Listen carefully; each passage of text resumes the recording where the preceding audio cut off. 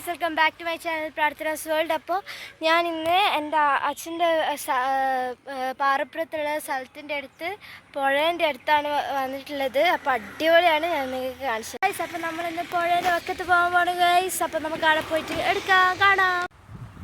ഇവിടെ കയറി നിൽക്കുകയാണ് ഗൈസ്. എന്തൊരു സീനറിയാണെന്നറിയോ, അടിപൊളി. അമ്മ അപ്പം ബാക്കിലുണ്ട് കേട്ടോ.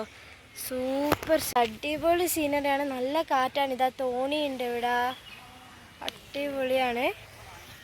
കാർത്തിക സന്ധ്യയിൽ കവിതകൾ പാടി വന്ന എല്ലാരും കുന്നിലെ കതിരു കാണാ കിളി. കാർത്തിക സന്ധ്യയിൽ കവിതകൾ പാടി വന്ന വെള്ളാര കുന്നിലെ കതിരു